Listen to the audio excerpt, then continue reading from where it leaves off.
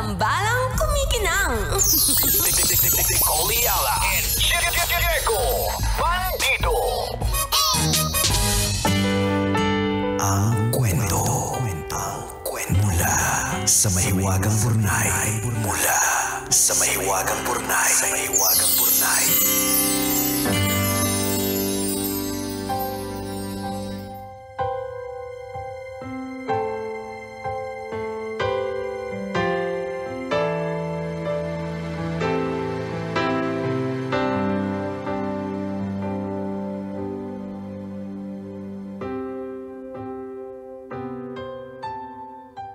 Dear kumikinang na tambalang Nicole Yala at Diego Bandido.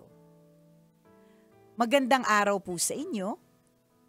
Itago niyo na lang po ako sa pangalang Grace, 33 years old and 3 months pregnant.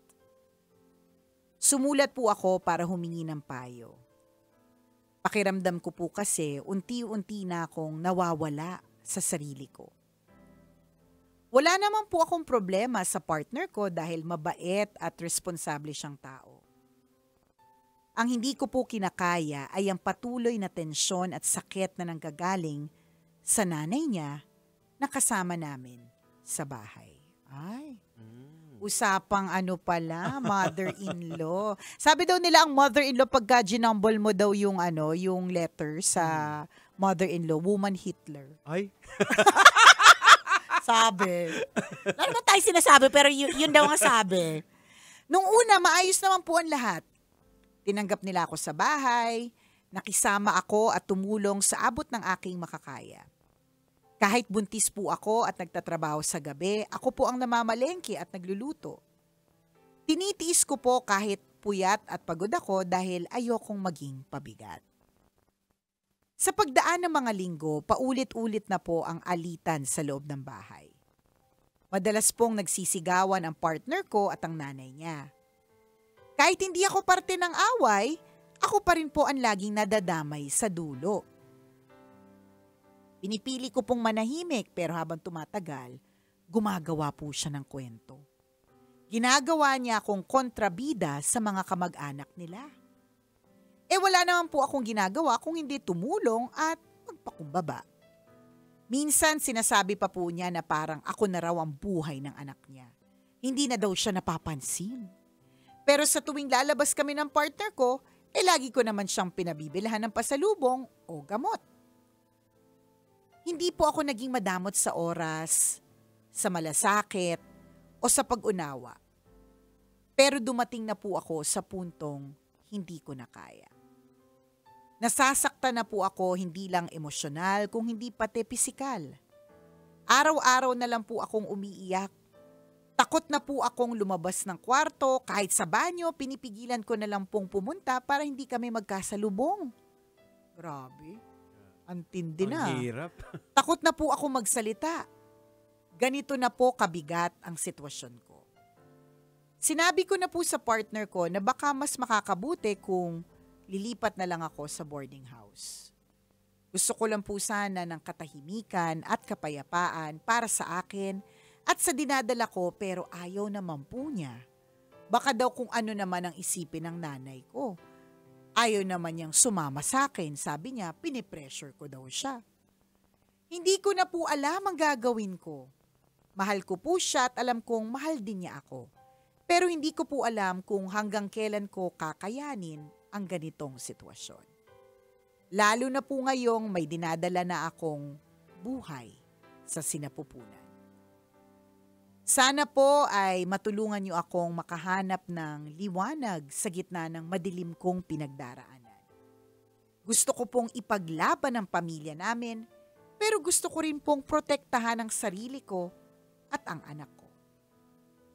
Ang inyong kumikinang na tagapakinig, Grace. Parang disgrasya ang mangyayari Oo nga isang malaking disgrasya. Nararamdaman namin, Grace, Oo, yung bigat. Isipin mo, Jegs, yung hindi ka maka-CR para hindi mo siya makasalubong. Hindi mo lang makita. Mabuti man lang kung nakatira kayo sa 3-story mansion. Mansion yung bahay nyo na Hindi na may kayo hallway magkita. Totoo na kailangan nyo pang magtawagan para malaman kung nasa ng isa't isa. Hindi baka pagtingin mo sa kaliwa, kusina na. Pagtingin mo sa kanan, banyo na. So, nagigets namin dun sa pagkaka-picture mo sa nangyayari sa buhay mo kung gaano siya kabigat. Oo. So, wag nating kakalimutan na ikaw ay nagdadalang tao. So, dahil ikaw ay nagdadalang tao, dapat talaga na pangalagaan ka. Yan. Ang iyong physical well-being, ang iyong mental and emotional well-being. It's not easy na meron kang dala-dala sa sinapupunan mo. Hindi na nga easy, Jegs, yung yung may mga changes sa katawan. Hindi na easy yun. Yung parang dati maputi naman tong singit ko, biglang umitim. Tong kilikili ko, dati naman maputi, biglang may namumuong sama ng panahon. 'Di ba? Yung changes na ganun physically, iba pa yung mentally natatakot ka kasi syempre may bago kang responsibility after a few months. Iba pa yung gastusin. Yes. Ang daming isipin. So, we really have to take care of you, Grace. Oo, tsaka alam mo, ito basic naman to sa lahat, di ba? Na kung anong nararamdaman ng nanay, na ipapasa yun doon sa bata. Correct. So kung stress yung nanay, definitely nagkakaroon po ng epekto yan doon sa bata din sa loob. Oo. So, para sa akin, Grace, hindi mo dapat hintayin na payagan ka. I mean, kasi nag-express na siyang hindi ka pinayagan. Pero hindi tayo titigil hanggat hindi ka pinapayagan. Or hindi tayo titigil hanggat hindi kayo nakakahanap ng solusyon dito sa sitwasyon. Kasi hihintayin pa ba natin na, di ba, I rebuke in the name of Jesus, pero hihintayin pa ba nating malaglag?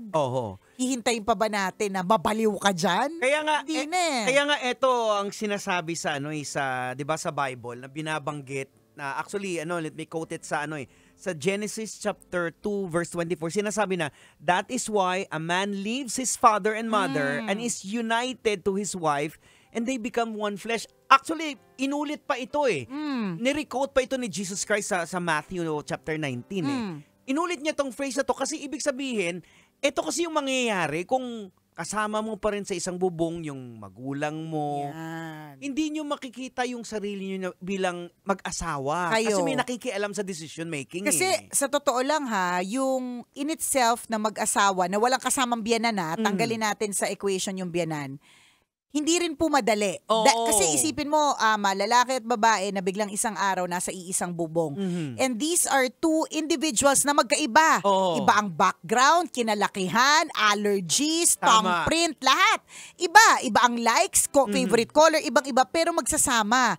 Pero pipilitin nila kasi nagmamahalan sila. Correct. Pag nagdagdag ka pa ng isa pang nilalang na ang purpose ay manggulo. Doon tayo nagkakaproblema. Kaya nga sinasabi, 'di ba, mas kahit maliit lang yung lilipatan, basta ito ay place that you consider as your own, 'di ba, na walang mangingialam sa mga decisions ninyo, gawin po natin ito. At yun sa tingin ko yun dapat na maalala ng mister mo. Sabihin mo sa kanya na malapit ka ng actually head of the family ka na Yes. 'Di ba? Malapit nang lumabas yung bata sa sinapupunan. So stand up naman, Kuya. Di ba? Level up naman po sa responsibility, Kuya. Malinaw naman ang motivation ni Bienan kung bakit nagiging monster mom siya. Kasi parang feeling niya inagaw. Oo. Inagawan mo siya Ganun talaga. Hindi natin maalis yun. Kung ilang taon na yung mister mo, kung halimbawang 27 years old, let's say, na siya yung nangalaga, tapos biglang isang araw, may isang babae, hindi niya masyadong trip na biglang aalagaan yung kanyang anak, diba? Kung titingnan lang natin sa POV ng nanay, sige, medyo nagigets natin na, intermitida ng taon o ng dekada, diba? Pero yun nga kailangan ding ma-remind yung mga magulang na eventually kailangan po nating i-let go yung mga ating mga anak. And then, kailangan ding ma-remind ng mga mag-asawa na sa pagkakasunod-sunod po sa hierarchy o pagkakasunod po ng importance, bago po ang anak ay asawa. Oo.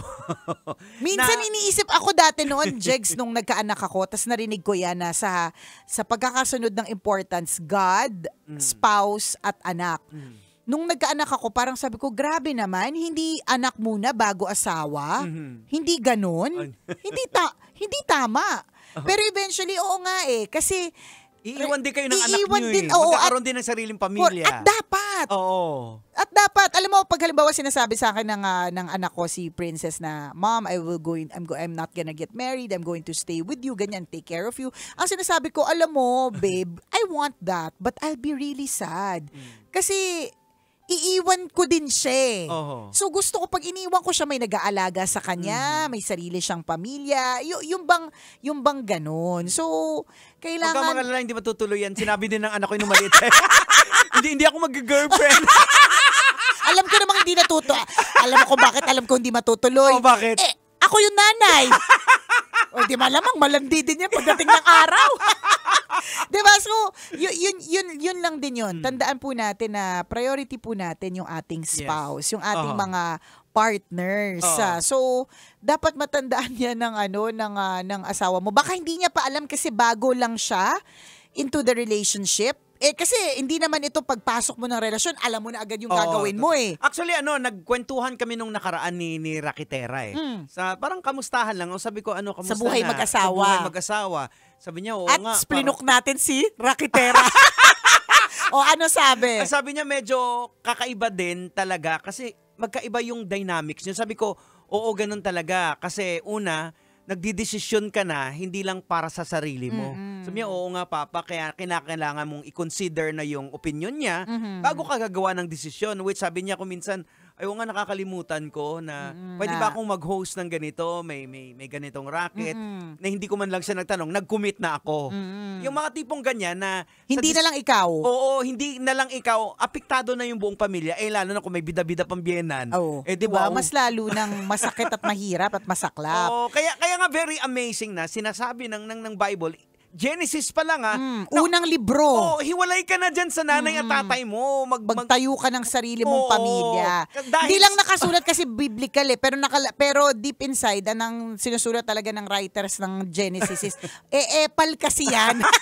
Alam na kasi na gano'n. Correct, dadating ang panahon kahit gaano yung kabait, epal yan. Ayan, lalo na pag may anak. Imagine mo, wala pa kayong anak, nangingialam na pag may anak. Naku, siyempre, meron yan mga sariling mga paraan. So mula sa lampi na gagamitin, sa mali, sabon. Mali yan. Yung pagbuhat mo, mali. Lagi mo, hindi mo masyadong binubuhat para turuan na maging independent, mali. Lagi mong binubuhat kasi mali, kasi dependent. So, saan kalulugar, di ba? Ayan, ang masama pa dyan. Dapat padidehin mo sa iyo yung bata. Correct. O baka siya pang magpampapdidi. Ganito yung tamang pagpapadede. Di ba? Akin na nga hindi. Siya na pumisil-pisil. At hindi imposible. Di ba? I mean, siguro the biyanan means well. Gusto niya lang na maging okay yung apo. Pero di ba, you also have to be well. Yun lang yung punto doon, Grace. You also have to be well. Uulitin lang po natin yung lagi nating sinasabi. You cannot give what you don't have. You cannot drink from an empty cup. So kung ikaw ay wala nang natira sa sarili mo, puro takot, puro negativity, paano ka pa magbibigay ng pagmamahal sa parating na anak? Correct. Ayaw nating maubos ka. Kasi dito pa lang mag-asawa pa lang kayo, buntis ka pa lang. Correct, ganyan pag na. may bata na, pakikialaman kung paano pagpapalaki mo, pagdidisiplina mo. So, dapat ikaw, okay ang well-being mo. Kaya nga, di ba today, Jegs, is my operation, my surgery day. Di ba? So, gusto kong maging Nicole Yala for so many years more. And it will happen. Diba? Amen. Diba? And I want to. Gusto ko talaga yung pag napagod na lang talaga yung ang tatanda na din ng mga tambalanisa o patay na kayong lahat. Diba? Sama-sama na tayo. Diba? So, but in order for me to be able to do that, kailangan ko ring pangalagaan yung sarili ko. So, I have to have this surgery for thyroid cancer. I have to take care of myself. So, ganun din yun, Grace. Kailangan pangalagaan yung sarili mo, magiging nanay ka na. Saka, Grace, kung sa tinimbang namin lahat ng mga pros and cons and very evident na ang dapat mong gawin, hindi namin ka pinipilit. Kinikita ang facts ang nagsasabi na lumayo ka na dyan. Yes. Oo. Baka kung ano pang mangyari Kung sa'yo. convince your husband to be able to come up with a setup na hindi nyo naman talaga totaling iniiwan si nanay. Oo. 'Di ba? Pero na makakapag solo kayo at magiging independent kayo. Live and cleave. Yan. Oo. Salamat for sharing, Grace, your story with us at Ayan. naway magkaroon ng happy ending soonest. Ayan. And let's all pray for Nicole's Yes. surgery. Let's At, claim it. I-claim natin in the correct. name of Jesus na Tama. magiging maayos ang lahat. And Yes. definitely magiging maayos ang lahat. Tama. Ipag-pray natin na makabalik siya kaagad. Correct! Yun talaga yun! Agad-agad. Kasi ang sabi ng doktor, 1 to 2 weeks after surgery lang. So, yun na talaga. Yun yung max. Max, dapat makabalik na agad. Ano ka ba, Jigs? Tumanggap na ako ng racket ng August. Sabi sa akin, may racket ganito August 22, ganyan. Sabi, okay, surgery ko July 18. Okay na ako niyan. Yun yung confident. Yun, di ba? Nanggagaling yan kay Lord. Tama. syempre. By God's grace, okay na ako niyan. Racket na ako Yeah. niyan. O siya, salamat na marami, Grace, for sharing your story with Ayan. us. Maraming salamat, Grace. Muli, ito po ang tambalang kumikinang. Ako po ang kumikinang na ulo, Diego Bandido. At akong kumikinang ina mo, Nicole Liala. Kailangan pa bang i-memorize yan? Basic! Metro's #1